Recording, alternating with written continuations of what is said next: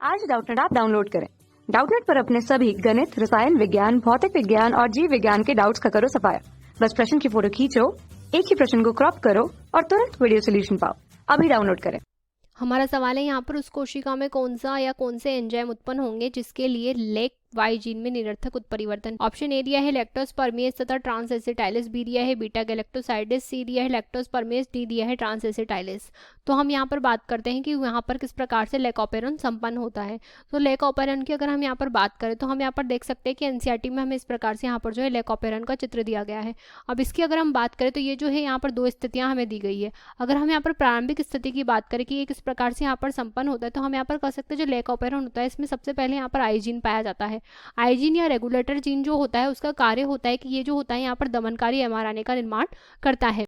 ये जो दमनकारी एमआरएनए यहाँ पर निर्मित होता है तो इसकी अगर हम बात करें तो हम कह सकते हैं ये जो होता है यहाँ पर दमनकारी प्रोटीन का निर्माण करता है। अब ये जो दमनकारी प्रोटीन यहाँ पर निर्मित हुआ है अगर इसकी हम बात करें तो हम यहाँ पर कह सकते हैं कि दमनकारी प्रोटीन जो होता है यहाँ पर ये आगे की प्रक्रिया को निष्क्रिय कर देता है, क्योंकि यह जो दमनकारी प्रोटीन होता है ये ऑपरेटर के स्थान पर लग जाता है।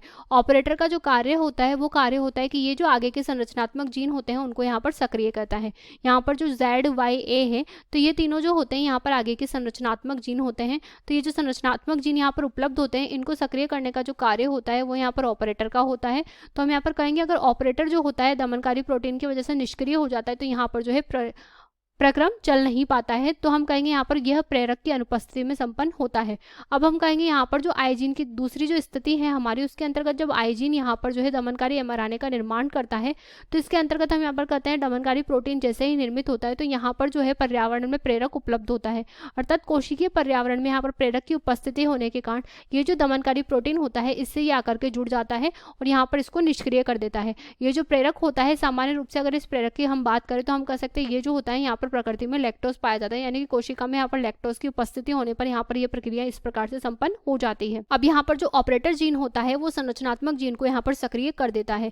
यह जो संरचनात्मक जीन होते हैं यहाँ पर ये एक एक करके प्रक्रम करते हैं। सबसे पहले जो यहाँ पर Z जीन होता है वो अपना प्रक्रम संपन्न करता है, उसके बाद यहाँ पर Y जीन अपना प्रक्रम संपन्न करता है और अंत में यहाँ पर A जीन संपन्न करता है। तो यहाँ पर सबसे पहले जो Z जीन होता है वो यहाँ पर बीटा गैलेक्टोसाइडिस का यहाँ पर निर्माण संपन्न करता है। इसके पश्चात जो Y जीन होता है वो यहाँ पर परमीएज का निर्माण संपन्न करता है और अंत में जो A जीन होता है वो यहाँ पर ट्रांस एसिटाइलिस का निर्माण यहाँ पर संपन्न करता है। अगर बीटा गैलेक्टोसाइडिस की हम बात करें तो हम कह सकते हैं कि ये जो होता है लैक्टोज को तोड़ने का जो कार्य होता है वो यहाँ पर बीटा गैलेक्टोसाइडिस का होता है। इसके अतिरिक्त अगर परमीएज की हम बात करें तो ये जो होता है ये कोशिका की पारगम्यता को यहाँ पर बढ़ाने का कार्य करता है। हम कह सकते हैं कि कोशिका झिल्ली की जो पारगम्य होता है उसको यहाँ पर बढ़ाने का कार्य परमीएज करता है।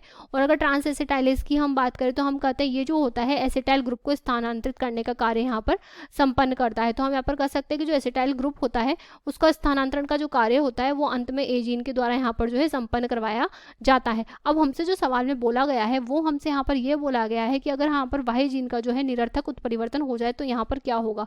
तो वाई जीन के अगर निरर्थक उत्परिवर्तन की हम यहाँ पर बात करें कि वो यहाँ पर किस प्रकार से संपन्न होगा, हम कहेंगे जो वाई जीन है उसमें यहाँ पर जो है निरर्थक उत्परिवर्तन संपन्न हो रहा है तो यहाँ पर इसकी वजह से जो परमीएज है वो यहाँ पर निर्मित नहीं हो पाएगा।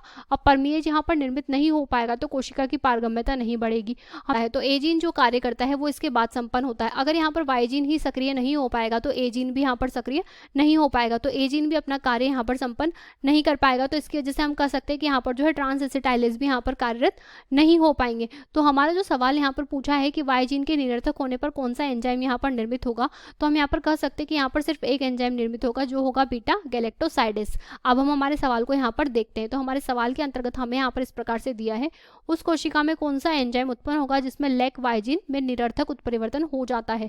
तो निरर्थक उत्परिवर्तन की वजह से यहाँ पर वाई जीन कार्य करना बंद कर देगा। इसकी वजह से यहाँ पर जो ए जीन उपलब्ध था वो भी यहाँ पर कार्य करना बंद कर देगा। तो हमारे सवाल के अंतर्गत फर्स्ट ऑप्शन दिया है लैक्टोज परमीएज तथा ट्रांस एसिटाइलिस। तो अगर इन दोनों की हम बात करें तो हम कह सकते हैं ये दोनों तो यहाँ पर निर्मित नहीं होंगे, क्योंकि जो ट्रांस एसिटाइलिस है उसका निर्माण ए जीन से होता है और लैक्टोज परमीएज का जो निर्माण होता है वो यहाँ पर वाई से होता है। फिर हमें दिया है बीटा गैलेक्टोसाइडिस, तो ये यहाँ पर निर्मित हो जाएगा क्योंकि ये जो है यहाँ पर जेड जीन के द्वारा यहाँ पर निर्मित होता है। तो ये ऑप्शन हमारा करेक्ट ऑप्शन होगा। तो हमारा जो आंसर होगा वो यहाँ पर ऑप्शन बी होगा। हम बाकी ऑप्शन भी चेक कर लेते हैं। तो हमें दिया है लैक्टोज परमीएज, तो ये जो होता है वाई से निर्मित होता है, तो ये भी गलत हो जाएगा। और फिर दिया है ट्रांस एसिटाइलिस, तो ये ए से निर्मित होता है, ये भी गलत हो जाएगा। तो हमारा जो आंसर है वो ऑप्शन बी हो जाएगा। कक्षा 6 से 12वीं से लेकर नीट, IIT, JEE वो एडवांस के लेवल तक 1 करोड़ से ज्यादा छात्रों का भरोसा। आज ही डाउनलोड करें डाउटनेट ऐप या व्हाट्सएप करें अपने सारे डाउट्स 8400 400 400 पर।